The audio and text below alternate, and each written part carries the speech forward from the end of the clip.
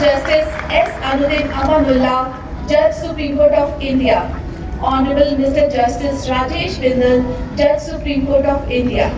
Honorable Mr. Justice Augustine George Nasi, Judge Supreme Court of India. Haryana सरकार ने सुधारात्मक न्याय के क्षेत्र में बड़ा कदम बढ़ाते हुए राज्य के जिलों में कौशल विकास केंद्रों, ITI ट्रेड और पॉलिटेक्निक डिप्लोमा कोर्स कार्यक्रमों की शुरुआत की। एम्पावरिंग लाइव्स बिहाइंड बार्स परियोजना के तहत इस कार्यक्रम का शुभारंभ भारत के मुख्य न्यायाधीश न्यायमूर्ति सूर्यकांत ने जिला जेल भोंडसी से किया। इसी मंच से पंजाब, हरियाणा और चंडीगढ़ में 1 माह लंबे नशारोधी जन जागरूकता अभियान की भी शुरुआत की गई। मुख्य न्यायाधीश ने अपने संबोधन में कहा कि शिक्षा, कौशल और मनोविज्ञान सहायता के बिना पुनर्वास अधूरा रहता है। उन्होंने प्रत्येक जिले में पुनर्वास बोर्ड बनाने, प्रवासी मजदूरों के लिए सरल जमानत व्यवस्था और उद्योग जगत को कैदियों को रोजगार अवसर देने में सहयोग करने की अपील की। हरियाणा के जिलों में अब कैदियों को welder, plumber, electrician, dress making, सिलाई तकनीक, वुड वर्क तकनीशियन, कॉस्मेटोलॉजी सहित ITI ट्रेड और कंप्यूटर इंजीनियरिंग में 3 वर्षीय पॉलिटेक्निक डिप्लोमा का अवसर मिलेगा। लक्ष्य है कैदियों को आत्मनिर्भर, प्रशिक्षित और समाज में पुनर्वास योग्य बनाना। My esteemed colleagues from the Supreme Court, Justice Ahsanuddin Amanullah, Justice Rajesh Bindal, Justice Augustine George Massi, Justice Shri Lagu, Honorable Chief Justice of Punjab and Haryana High Court, on the dais Justice Ashwini Mishra, Justice Liza Gill, Justice Deepak Sibal, Justice Anupinder Grewal, all executive chairpersons of the State Legal Service Authorities and the High Court Legal Service Committee, as also Justice Grewal being the Administrative Judge of Gurugram Session Division, distinguished judges of the Punjab and Haryana High Court, and of course Delhi High Court, Advocate General Punjab, Senior Advocates, Shri Anurag Rastogi, Chief Secretary Haryana, Dr. Sumita Mishra, Additional Chief Secretary, Mr. O.P. Singh, DGP, Mr. Alok Rai, Director General Prisons, Mr. Mandeep Brad, Home Secretary, UT Administration, Mr. Samarpreet Hooda, Director General of Police of Chandigarh Administration. I believe Mr. D.S. Desi, former Chief Secretary, is also present with us.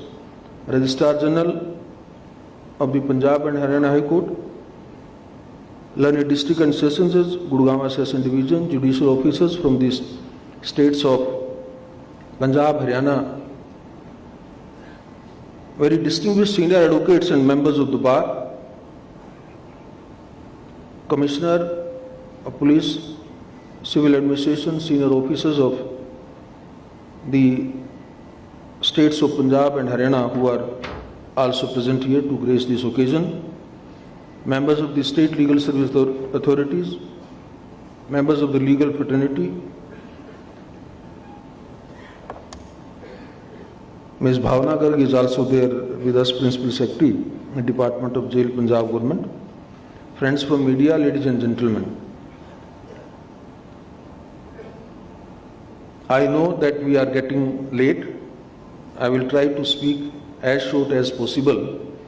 Will just share my certain views on this subject. Thank you very much for inviting me for this today's event.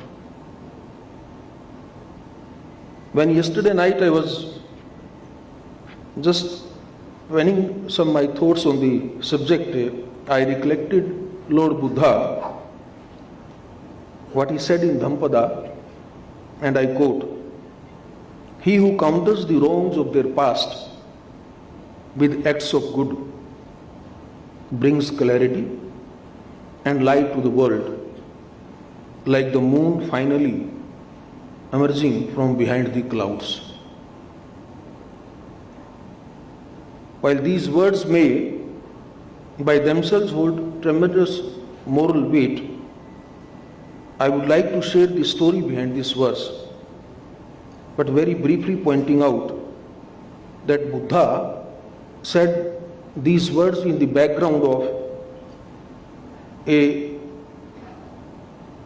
notorious criminal Angulimala, who used to indulge in pervert crimes and would always bore the fingers of the victims whom he will kill, and he will convert their fingers into garland. In the forest, Lord Buddha met him and he wanted to kill Buddha also. And that conversation for a few seconds,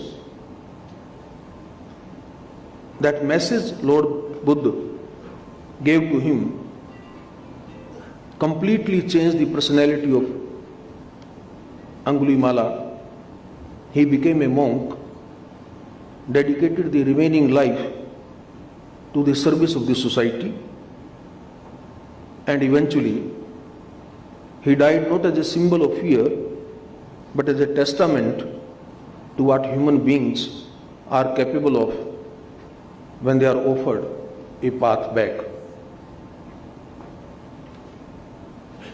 Whether every individual can change to the same dramatic degree is not the point of today's seminar.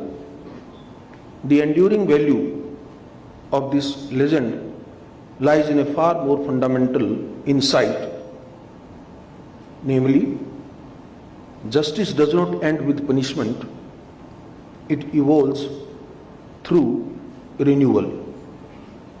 And renewal becomes possible only when society is prepared to see individuals not through the narrow lens of what they once did, but through the wider horizon of what they may yet become.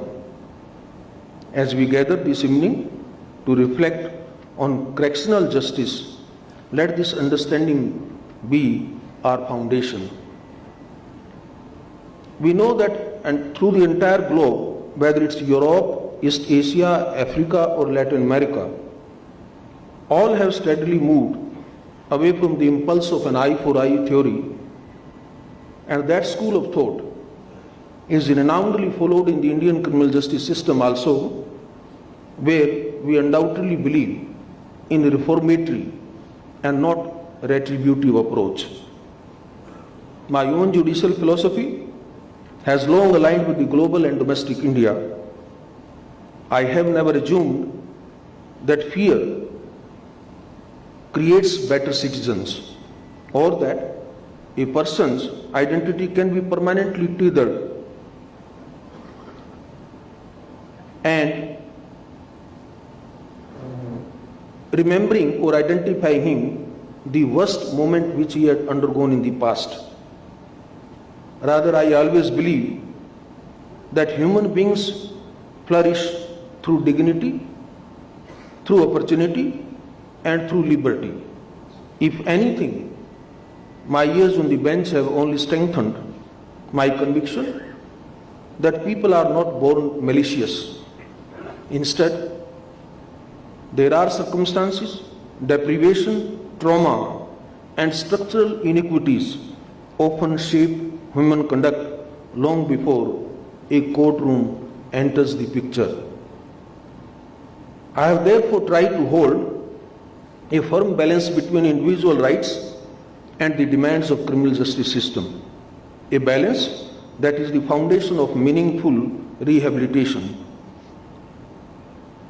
I can tell you from my experience that this equilibrium is tricky to achieve and even more difficult to maintain. I vividly recollect that was probably in 2014 or 15 when Chief Justice John Roberts in US penned down the judgment on decrowding of the prisons in California. There were time-bound directions, and at that time I was struggling hard as a High Court judge in writing my judgment in Jasveer Singh's case, where eventually I granted conjugal rights to the jail inmates. I had an occasion to meet with Chief Justice Roberts at that time, and I found that Indian jurisprudence in terms of jail reforms, in terms of the enforcement of the permissible or conditional human rights or fundamental rights, is far ahead as compared to various global jurisprudences. We understand that reformative justice is not only desirable, but it is urgent. While Indian prisons have largely shed the yoke of its dark colonial legacy, much and more remains to be done if we are to lead by example. This is especially because we find ourselves in a rapidly changing world. The society to which inmates return today has changed dramatically. Traditional support structure have weakened. Families are smaller, communities are fragmented, and migration has created populations with no stable network to fall back upon. When individuals step out of prison into such an environment, ladies and gentlemen, reintegration becomes not just challenging but precarious. Without support, many are drawn again into cycles of marginalization and conflict with law. Nowhere is this more evident than in the case of poor migrant laborers, men and women who enter our cities with little more than a hope. When they are caught in legal entanglements, they face barriers that others do not. They lack sureties, lack documentation, lack linguistic familiarity, and often lack even the basic access needed to navigate local courts. When vulnerable and marginalized victims and the weight of past hardship converge on them, they create conditions in which the justice system must do more than merely contain.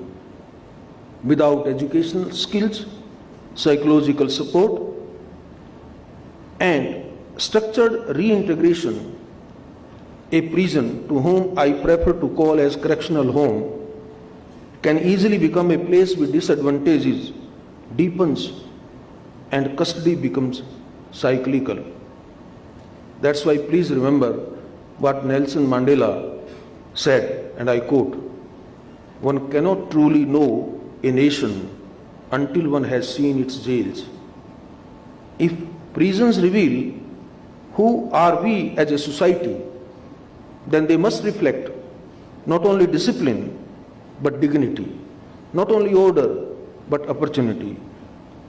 In other sense, what happens within these walls must consciously differ from the circumstances that may have led someone here in the first place.